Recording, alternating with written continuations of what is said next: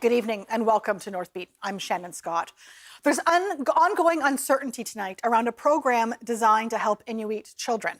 The federal government says it's making changes to the Inuit Child First initiative.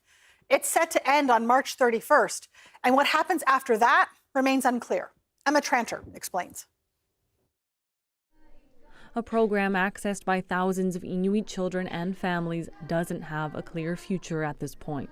It's supposed to wind down on March 31st, and without a renewal through Parliament, that would mean the end of it. But the Inuit Child First initiative is also being changed. That's according to the federal department that runs it. Indigenous Services Canada told CBC in an email that requests now need to include supporting documentation from a professional. It must clearly link the requested service or product to the child's specific need. The department also says several items previously approved under the program now are not. That includes home construction or renovation, support for sporting events, international travel, and non-medical supports like travel costs, childcare, clothing, furniture, and vehicles, and school-related requests. It also said having a previously approved request doesn't mean it will be renewed again. These new rules follow changes to the Jordan's Principle program, which helps First Nations children and families. The federal government still hasn't said whether the Inuit Child First initiative will be renewed. Emma Tranter, CBC News, Yellowknife. In Dawson City, Yukon, the Healthy Family, Healthy Babies prenatal program has been serving residents for 30 years. And according to the program's coordinator, the number of families using the program keeps going up, but funding from Ottawa hasn't. Chris McIntyre has that story.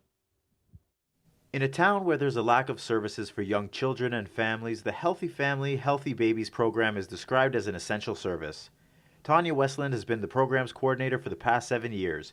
She says the program supports families with parenting workshops, food vouchers, laundry services, showers, meals, respite, and a drop-in space, all for free. Westland says on average she sees 12 families a day throughout the year. She says the federal funding she gets to run the program just isn't enough, and it hasn't been for many years. The federal government has given us $122,440 for the last 30 years. That's less than half of what it costs to run the program at the basic level or the original level that targeted those key objectives that the federal government committed to at the United Nations World Summit for Children. And that's not even taking into account further inflation or addressing the gaps that have been identified in our community needs assessment. Westland says the program has only been sustainable with the help of local partners, donations, and grants. But even with that, some services have had to be scaled back or even cut. She's urging Ottawa to increase the available amount for programs like hers so that she can continue to support families during their vulnerable time. Lindsay Burgoyne has been using the program for just over 3 years. As a mother of two, she says this space has helped her through some really good times and some not so good. You know, some days the only thing I ate was when I came here and I felt comfortable because I was stressed at home, and you know, just having somebody else play with your kid for 5 minutes while you have a warm cup of coffee. I remember that day here where I was so stressed and I came in with tears and somebody held the baby and made me a warm coffee and I got to sit there and drink the whole thing. Patrick Pekalik has 3 sons and another baby on the way. He says this program has been a part of his life since he and his wife learned that they were pregnant with their first child. Pekalik says this is one of the most important services in Dawson City. This place provides, again, services which no one else does. And in rural community, I understand in bigger cities and so on, you can probably find that support somewhere else. But in a place like Dawson, there is just no other place like this. Like it's just, I found it as an absolute necessity. I cannot imagine that it wouldn't exist. Every other parent I spoke with says their family unit and themselves as parents are better off because of the services offered at the Healthy Family, Healthy Babies program. They all hope to see this program continue for another 30 years with more funding from Ottawa. Chris McIntyre, CBC News, Dawson City. People in Toledo and Northwest Territories have been waiting years for a new health centre, and now they're going to have to wait even longer. Originally set to open in 2021, the health centre is now expected to welcome clients in the summer of 2026. The project was delayed because of the COVID-19 pandemic, and that delay has left construction materials damaged. Left on site for years, supplies became moldy and warped by the weather. The government of the NWT has shipped replacement supplies, some by air and some on the winter road. A team is still evaluating the cost of the unusable materials. If those materials aren't repurposed for things like road construction, the government says they may be sold or disposed of depending on their condition. A nonprofit organization in the NWT is helping kids hear again, in some cases for the first time. The Yellowknife Elks Lodge is donating $250,000 over 10 years to the Stanton Hospital Pediatric Audiology Department. Dave Hurley is a board member of the Yellowknife Elks Lodge. He says donations make a difference. Hurley told the story of one child who received cochlear implants in Saskatoon with help from the Elks of Canada. And his mother came over and she was crying. And I'm thinking, oh, good. Did I say something? Did I do anything wrong? And finally she said, you know, because of you, not me personally, but because of us, the Elks of Canada, her son could hear again. This is not the first donation from the Elks to the Stanton Hospital. In fact, the Pediatric Audiology Department in the Northwest Territories is called the Elks Hearing Center in recognition of the organization's support. The federal government says it has bought 500,000 doses of a human vaccine to protect against bird flu. The shots are meant for those most at risk of being exposed to the virus from infected animals, like farm workers. Health officials say the vaccine is not for widespread use, and the risk to the general public in Canada is low. Canada reported its first human case in November. The avian flu virus has infected nearly 70 people in the U.S., and one person has died. There's also concern over the spread of bird flu in the United States to other animals, including cows. A fire flared up at the dump in Betchelcombe, Northwest Territories today. Video posted on Facebook shows billowing smoke and some small flames. The community government's senior administrative officer says the fire started around noon, and despite the smoke and flames, it is being contained. Push Seth says it's a new dump that just opened, so there isn't much material in it yet. He says there's no danger to the community. The Raven Re Centre in Whitehorse is asking the Yukon's ombudsman to investigate what it calls an unfairly terminated contract. The centre used to handle recycling from the territory's communities. It had a contract to do so with the Yukon government. But the executive director says that contract was suddenly dropped last fall, around the same time the centre stopped accepting recyclables from the public. She says the trucks stopped coming without notice or explanation, and she had to file an access to information request to figure out what happened. It wasn't until we received an access to information request that I had put in January that we saw that they had taken us off that contract quietly in late October. They can't really give us any clear explanation on why, because we keep stating we're in here. They've told us if the trucks arrive at our company that we're supposed to send them to the other company, and that they won't pay us for the material if we process that material that comes. And so the minister, we've gone all the way to the top of having this explained to us, and we're either not getting great communication back or no communication back. The Yukon Ombudsman has yet to confirm whether an investigation will be launched. A project to remediate the shoreline in Tuktoyaktuk, Northwest Territories is moving ahead. The project is in its second year, and according to the mayor, as many as 30 trucks a day are moving materials along the Inuvik to Tuk highway. He's warning drivers to be careful.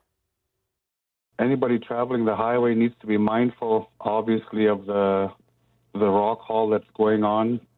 And I think that people, myself, I'll pull over to the side, slow down, and obviously, we're trying to make sure that the contractor is dealing with all their truck drivers to also be mindful of the public.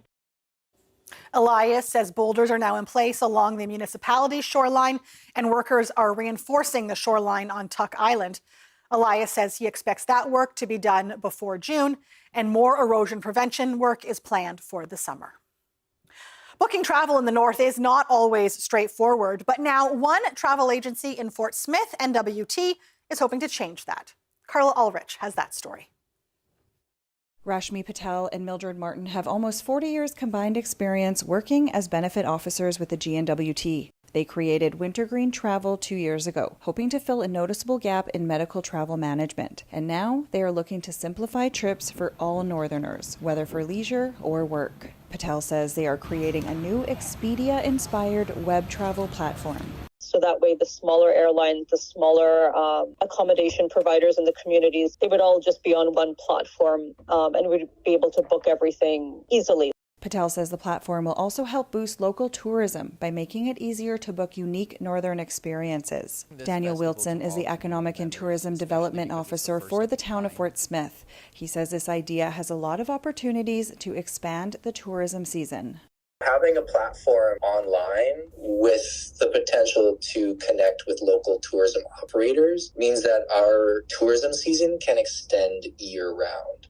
Wintergreen Travel is currently the top-ranked agency handling GNWT employees' medical travel. Another essential aspect of their service is documenting and tracking issues with medical travel and presenting that data to government officials, who can hopefully work to improve the process. Carla Ulrich, CBC News, Fort Smith.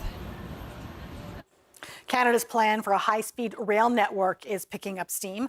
The Prime Minister announced the network between Toronto and Quebec City today. But as Vanessa Lee reports, there are challenges ahead for the multi-billion-dollar project and no firm timeline on when passengers could be welcomed aboard. Today, I'm announcing the launch of ALTO, the largest infrastructure project in Canadian history. Prime Minister Justin Trudeau says a high-speed rail network will be a game-changer, cutting travel times in half. It'll stimulate our economy, strengthen the bonds between cities and our two most populous provinces, and reduce costs for businesses. Fully electric trains would transport passengers at speeds of 300 kilometers per hour along 1,000 kilometers of track, with stops in Quebec City, Trois-Rivières, Laval, Montreal, Ottawa, Peterborough, and Toronto. For Toronto? Getting from Montreal to Toronto would take just 3 hours. I can't wait. It's well overdue. Europe has the high-speed trains, and we really need them too. The federal government will be spending $3.9 billion on the design and development phase and has chosen a private consortium group called Cadence to run the project, which includes the main operator of high-speed trains in France. Obviously, having chosen a partner gives us a step closer to project realization. But after decades of shelved feasibility studies and false starts, any feelings of optimism come with caution. And there are complex challenges ahead, like deciding where the tracks will be laid. Trying to acquire each and every parcel of land along that corridor is going to take individual environmental review of what the impacts of running a train through that land, but also individual negotiations with the landowners. The Conservatives' shadow minister for transport calls it yet another promise with no details, with billions spent without laying a single piece of track. The design phase could take up to 5 years. Experts say construction will cost tens of billions of dollars. There is no timeline on when passengers can expect the network to be up and running. Vanessa Lee, CBC News, Montreal.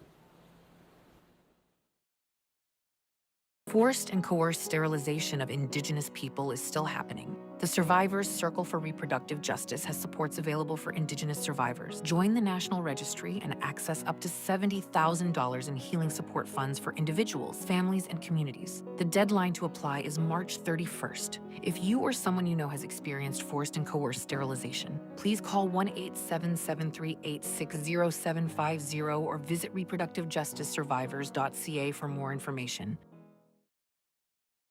The Kanwipita National Inuit Health Survey team is going to every community in Nunavut, speaking to Inuit about their health and wellness. And every answer will help us as Inuit determine our own priorities for a healthier future. Together, we will answer the question, Kanwipita, how are we? Find out when we're coming to your community. Learn more at qnihs.ca.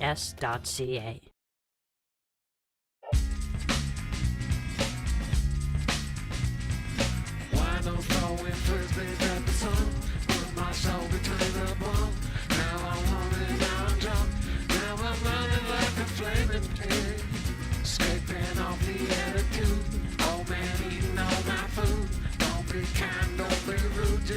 able to let it all get loose.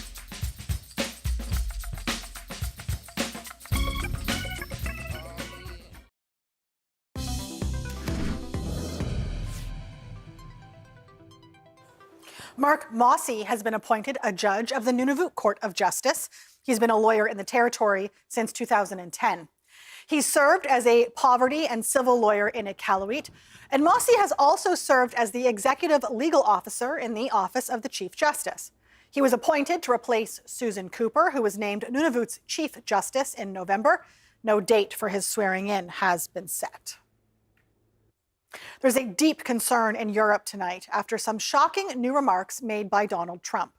The U.S. president has unleashed a scathing rebuke of the Ukrainian president, first saying it was Volodymyr Zelensky who started the war 3 years ago and not Russia's Vladimir Putin who ordered the invasion, then making a wild allegation related to the country's elections delayed because of the fighting. Anna Cunningham has the details. President Donald Trump has labelled Ukraine's President Volodymyr Zelensky a dictator. Writing on his platform Truth Social, the US president said Zelensky was a dictator without elections and that he better move fast or he's not going to have a country left. Now, President Trump also takes swipe in this post at Europe, saying it failed to bring peace. I think there's little doubt that this will not go down well in Paris, where EU and Western leaders, including Prime Minister Justin Trudeau, are joining in a meeting. He's joining that meeting remotely, and they're discussing Ukraine's future and security in Europe. This morning, President Volodymyr Zelensky said that Donald Trump was living in a disinformation bubble after comments the US president made last night suggesting it was Ukraine who started the war, a line that has been used by the Kremlin. Take a listen. Тобто, на жаль, президент Трамп з великою повагою до нього відносимося як до лідера народу, який ми дуже поважаємо, американський народ, який нас постійно підтримує. На жаль, живе в цьому дезінформаційному просторі.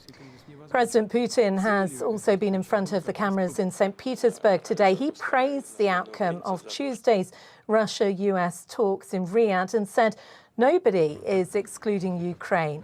This is what he said. Да, мне доложили первое, второе, я оцениваю их высоко. Результат есть. На мой взгляд, сделали первый шаг для того, чтобы возобновить работу по самым разным направлениям, которые представляют взаимный интерес. Many knew that under President Trump things would be different, but I think those countries, including Canada, will certainly be surprised at just how fast this relationship between the US and Ukraine has deteriorated in just a matter of days. Anna Cunningham, CBC News, London. With all the talk nationwide about Donald Trump, patriotism, and the threat of becoming the 51st American state, along with tariffs, there's little doubt Canadian children have heard some of it. And they may be wondering what's going on. As Deanna Sumanek-Johnson explains, experts say this is an opportunity to start a conversation about how real life connects with what they learn at school. That looks like a butterfly. It's not a question a parent typically expects to get from their 11-year-old. When I heard tariffs, I had a feeling that it had to do something with Donald Trump. So I decided to ask Mom because I had a feeling she'd know. Do you work with my school? She did know. It helps that Harper's mom is also a social studies teacher. The idea that it is a way to encourage extra growth within one's own country, to encourage people to buy homemade or products that are from their own country. Substantial tariffs will impose new tariffs. It's one of the most beautiful words. The world is Donald Trump's statements on Canada, heard on the news or through social media, may provoke questions or anxiety among Canadians of all ages.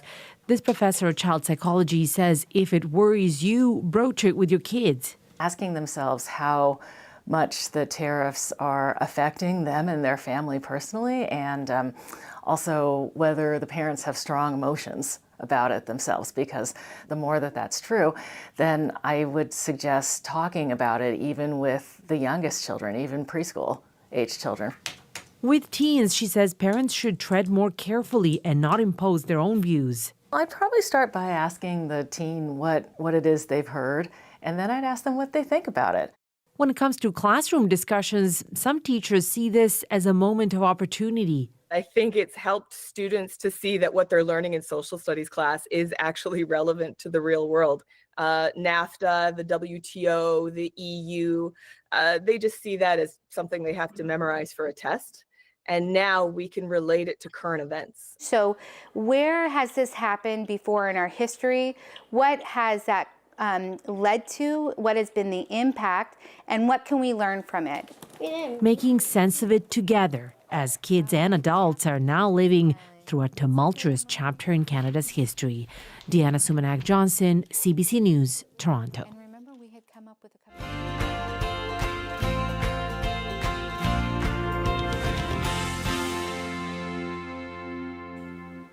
It takes a lot of planning to host an Arctic Winter Games.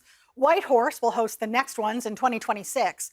But Nunavut is looking beyond that, exploring if it would be possible to host the Games in 2030. The government of Nunavut is looking to conduct a feasibility study around the idea. Iqaluit co-hosted the Games in 2002 with Nuuk, Greenland, but the territory has never hosted on its own. They're not always easy to host within Nunavut with some of the geographical challenges that we have in hosting any large event. So this is the first step for us, is just doing that feasibility study and what can we reasonably host, as 2030 will come very quickly. 5 years can go fast when you're planning a large event like this. Deputer says they're only looking to see if Iqaluit can host the Games. She says Nunavut isn't looking to replace the Northwest Territories, which pulled out of hosting for 2028. A massive win and upset in her final Scotties. Carrie Galusha. It took an extra end. For Carrie Galusha and Team NWT at the Scotties Tournament of Hearts yesterday. They beat Carrie Einarson and Team Manitoba 9-6 in extra ends. Einarson is a formidable opponent. She's won the tournament 4 times, including last year. Galusha is playing in her finals Scotties tournament. She's retiring from the sport after this. She's playing this year on a rink with her teenage daughter, Sydney. Today, the team faced the other Manitoba rink. They lost that match 8-4. Team Nunavut and Yukon both played today as well. Yukon losing to Quebec 8-4, while Nunavut lost to Saskatchewan and is currently on the ice facing off against Team Canada. The Comitic Cup hockey tournament has moved communities this year, but the game will go on. There are now plans to host the hockey tournament in Sunny Rayok. Iqaluit was supposed to play host, but the community recently lost its arena in a fire. Officials say they're working on the details for the tournament. As a hockey committee, we will be able to organize and plan to come up with a solution, and we will know once it is well organized, because we aren't sure what will really happen right now. The Comitic Cup is slated to start in Sunny Rayok on April 16th. Team Nunavut has emerged with more than 24 medals at the first Avana Arctic Games, which were held in Greenland. Quite the haul. But at least one parent of an athlete says Arctic sports aren't being promoted enough in Nunavut. Nico Tautungi was in Greenland this past week with his daughter, who competed in the Games. He says his daughter has a passion for Arctic sports. They keep her connected to her Inuit culture. And although Tautungi says competitors from Nunavut did well, he believes the Arctic Games are not promoted and practiced enough in Nunavut. There's so much potential youth in Nunavut need to have a purpose, a goal, and I think Arctic sports can be one of those inspiring goals for many youth in Nunavut. Tautungi says Nunavut needs a committee to strategize how to grow Arctic sports in the territory. His daughter ended up winning gold for her overall points. The annual Yukon Rendezvous Festival is well underway, and so is the annual snow carving competition. Competitors take a large block of snow and, over several days, carve it into a work of art. This year, 6 teams are competing, all of them from the Yukon. The CBC's George Morados dropped by Shipyards Park earlier to meet some of them. So this year, we're doing a piece about suicide and grief, and it's called Pain is a Slow Motion Waterfall. Yeah, just how suicide, well, maybe grief in particular, affects all of us and the community, and just a positive way that we can interact with it and have some conversation. What's that process like as an artist, dealing with your own grief while creating a piece to kind of honor that? I think it's a therapeutic way to entangle that process, for myself anyways, and just try to work through those emotions. I broke my ankle at hockey there a couple weeks ago, so I'm moving a little slower than normal, but we're getting through it. Yeah, so we were lucky enough to borrow some of the tools from another carving team, and then my teammate Knut, who is kind of good at everything, but he is like a timber frame builder, hence the cabin coming into the design. But he used like some copper pipes that he cut up, and he turned handles on the lathe, and made some beautiful things. Made this cool snow shovel behind us, pretty innovative stuff.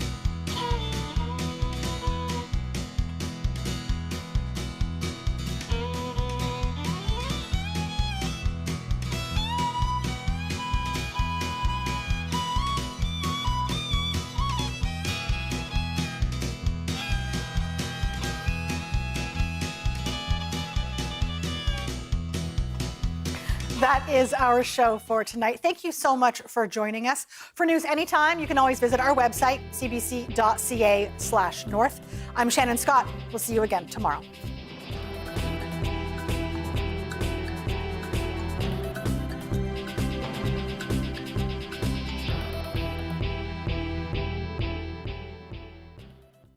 One good scheme deserves another. Stay on him. I feel we may be in for a challenging few days. Cheers. Cheers. 12 new records for a penny. Sounds too good to be true. It's not a scam. Cancel anytime. It's all in the fine print. You're going to end up on the hook for a lot more. You think I'm stupid? I used your name to sign up. Stream anytime. CBC News. For me, the end was just the beginning.